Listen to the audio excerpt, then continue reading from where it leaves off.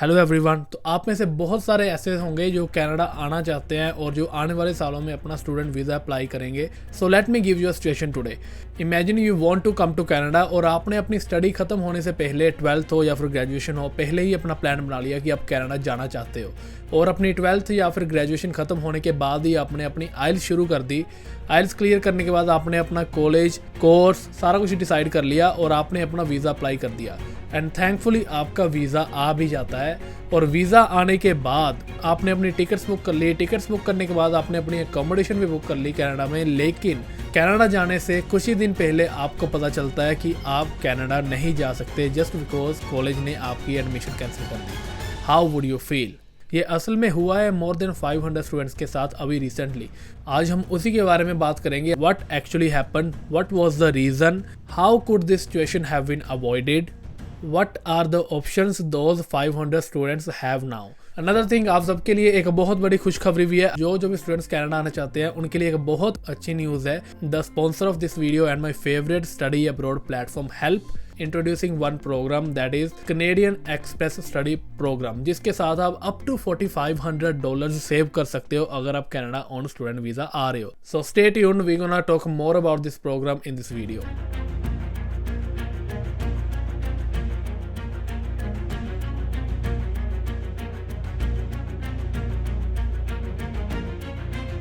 सो northern college, जो कि एक कनाडा में कॉलेज है, उसने 504 स्टूडेंट्स की एडमिशन्स कैंसिल कर दी। लेकिन वो कैसे? क्या हुआ था, तो स्टूडेंट्स ने ना अपनी आइल्स वगैरह क्लियर करने के बाद अपना वीज़ा अप्लाई कर दिया।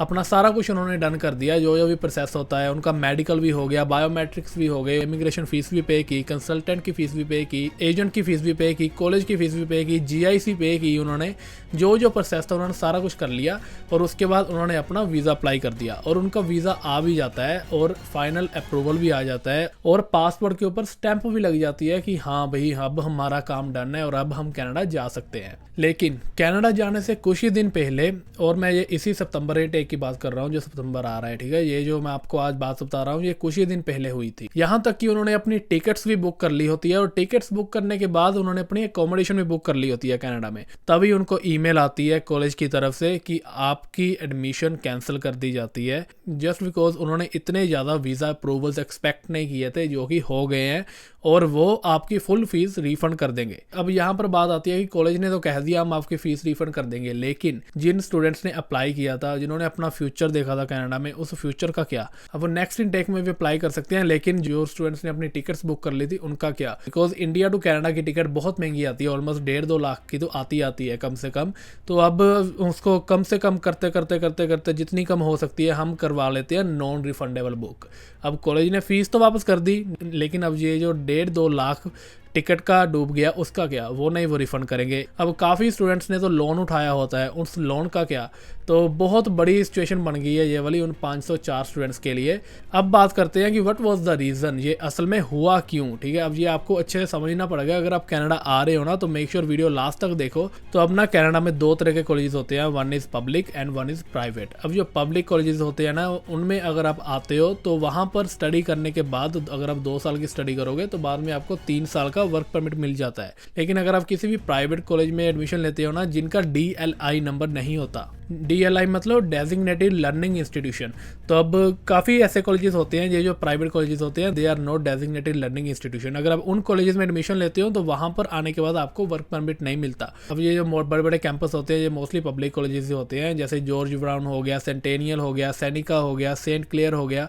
अब इनके बड़े जो कैंपस है दे आर ऑल गुड, लेकिन इन्हीं कॉलेजेस ना आगे अपने छोटे कैंपसेस खोले होते हैं। लाइक कैनाडोर का मेन कैंपस नॉर्थ वे में है, सेंट क्लेयर का मेन कैंपस विंडसर में है, लैम्पटन का मेन कैंपस सार्निया में है, और ऐसे ही नॉर्दर्न कॉलेज का जो मेन कैंपस है दैट वाज इन टिमिन्स। और ये मेन कैंपस जिन जिन सिटीज़ में है ना, वो सारी सिटीज़ छोटी छोटी सिटीज़ है, यहाँ पर जॉब्स भी बड़ी मुश्किल से मिलती हैं। लेकिन इन्हीं सारे कॉलेजेस ने अपने छोटे कैंपस खोले हुए हैं ब्रैम्पटन मिसिसागा के एरिया में, ग्रैंड टोरंटो एरिया। अब वो कॉलेज इतने बड़े नहीं होते, वो छोटे छोटे से होते हैं। अब ये कॉलेजेस होते हैं असल में प्राइवेट कॉलेजेस, लेकिन इन्हीं कॉलेज के साथ मेन कैंपसेस का टाई अप चलता होता है कि हम मिलकर काम करते हैं, हम यहाँ पर स्टूडेंट्स बुलाएंगे, इनको स्टडी करवाएंगे यहाँ पर, लेकिन एट द एंड जब इनको डिप्लोमा मिलेगा, डिग्री मिलेगी, वो मेन कैंपस की ही मिलेगी। तो अब इन सारे कॉलेज के साथ ऐसे ही होता है। लेकिन अब यहाँ पर पंगा क्या आता है कि जब भी आप इन कॉलेज में स्टडी करते हो ना, सबसे पहले तो इनमें स्टडी होती ही नहीं है, इनमें तो बहुत कम स्टडी होती है, फीस आपकी बिल्कुल सेम होगी दोनों कॉलेजेस की। तो इनमें अगर आप स्टडी कर रहे हो दैट मीन्स आप सिर्फ अपना टाइम वेस्ट कर रहे हो, सिर्फ आप अपना टाइम खराब कर रहे हो। और यहाँ पर छोटे कैंपसेस में आप स्टडी नहीं कर रहे, आपने सिर्फ एक रास्ता ढूंढा है कनाडा में एंटर होने का। लेकिन अब बात करते हैं how this situation can be avoided, इस सिचुएशन को कैसे अवॉइड किया जा सकता था। अगर अपना कॉलेज चूज किया है तो आपको पता होना चाहिए कि कौन सा कॉलेज चूज करना है, कैसे कॉलेज चूज करना है, मेन कैंपस क्या है और प्राइवेट कॉलेज क्या है, पब्लिक कॉलेज क्या है, DLI नंबर क्या है। आपको एक एक चीज़ की नॉलेज होनी चाहिए। अगर आपको नॉलेज नहीं है तो फिर आपको ऐसे कंसल्टेंट के पास जाना है, ऐसे एजेंट से बात करनी है जिसको इन सारी चीज़ों की नॉलेज हो। लेकिन ऐसे एजेंट आपको मिलेंगे कहाँ? तो here comes the help. So help is the study abroad platform, जो आपको हेल्प करेंगे इंडिया में स्टूडेंट वीजा अप्लाई करने से लेकर कनाडा में PR होने तक। That is all free of cost. तो बहुत बार ऐसी भी सिचुएशन आ जाती है और बहुत सारी अनएक्सपेक्टेड थिंग्स हो जाती हैं जो कि स्टूडेंट से हैंडल नहीं होती और जिनको पता नहीं चलता कि उन्होंने अपने स्टडी वीजा में क्या करना है और कैसे अपना स्टडी वीजा अप्लाई करना है। So here help can help you with their new program that is CESP, Canadian Express Study Program। तो सबसे पहले they were already providing the 1-on-1 coaching to all the students जिन्होंने भी उनके साथ अपना वीजा अप्लाई करना था। अभी इस CESP प्रोग्राम के अंडर वो आपको वर्थ $4,500 के बेनिफिट्स प्रोवाइड करेंगे। First of all they will provide you unlimited 1-on-1 access to premium Canada based admissions expert and that is worth $700। Help have their coaches those are based in Canada, और उन्होंने Canada में study की हुई है और उन्होंने Canada को experience किया हुआ है, तो वो यहाँ के हिसाब से आपको सारा कुछ बताएंगे। Second thing, they will also give you welcome to Canada cash bonus of $800। अब ये मुझे इनकी चीज़ सबसे बेस्ट लगी। जो भी एजेंसीज होती हैं वो सिर्फ बात करती हैं लेकिन पैसे देती नहीं है, और वो भी देती भी है तो 1000 में से किसी एक बंदे को देंगी, लेकिन ये $800 हर एक स्टूडेंट को दे रहे हैं जो भी इनके थ्रू अपनी फाइलिंग करेगा। जब भी आप कनाडा में लैंड हो जाओगे दे विल गिव यू $800, और $800 कम नहीं होते, ऑलमोस्ट 50,000 रुपीज़। और वो $800 वो आपको क्यों दे रहे हैं? ताकि वो पैसे आप यूज़ कर सको अपने फर्स्ट मंथ एक्सपेंसेस के लिए, लाइक एकोमोडेशंस, मैट्रेस वगैरह लेना है या फिर कुछ भी आपने करना है ना, तो उन सारी चीज़ों के लिए आप ये वाले पैसे यूज़ कर सको। इसके अलावा they will give you free 1-on-1 immigration lawyer to build and submit visa applications. Immigration filing करने में हेल्प करेंगे, that is worth $2,000। And they will also give you access to immigration lawyers for post graduation work permit and PR queries, that is worth $1,000। बिल्कुल सही सुना आपने, जब आपकी study खत्म हो जाएगी, जब आपने post graduation work permit apply करना है, उसके साथ साथ अपनी PR की फाइलिंग करनी है, तब भी ये आपके साथ रहेंगे और आपको हेल्प करेंगे ये सारी चीज़ें करने के लिए। And that cost $1,000। ये सारी चीज़ें वर्थ ऑफ $4,500 आपको फ्री ऑफ कॉस्ट मिलेंगी अगर आप इनके साथ अपना वीज़ा फाइलिंग करोगे। और ऐसा नहीं है कि आपको इनको विजिट करने के लिए कहीं जाना पड़ेगा, आप ये सारी चीज़ें ऑनलाइन कर सकते हो। लिंक नीचे डिस्क्रिप्शन में मिल जाएगा। बिल्कुल यूज़र फ्रेंडली वेबसाइट है, बिल्कुल इजीली वहाँ पर आप साइन अप करके अपनी सारी इन्फॉर्मेशन भरो और ये खुद आपके साथ कॉन्टैक्ट करेंगे और ऑन द कॉल बिल्कुल 1-on-1 आपके साथ बात करके आपकी सारी फाइलिंग करेंगे। That is all free of cost. तो अब बात करते हैं what are the options those 504 students have now. ये सबसे पहली ऑप्शन वो अपनी फीस रिफंड ले ले और फीस रिफंड लेने के बाद अपने अगले किसी इनटेक में अप्लाई कर दें। अब दूसरी ऑप्शन क्या है? अब वो वेट करें नॉर्दर्न कॉलेज के डिसीजन का, उसके बाद डिसाइड करें कि उन्हें क्या करना है। लेकिन अब इनमें से जो भी स्टूडेंट्स करेंगे उनमें लॉस सिर्फ स्टूडेंट्स का ही है। अगर आप अपनी फीस रिफंड ले रहे हो तो फिर आपकी जो टिकट्स वगैरह हैं, जो नॉन रिफंडेबल टिकट्स थी वो आपके पैसे खराब जाएंगे, जो अकोमोडेशन थी वो आपके पैसे खराब जाएंगे।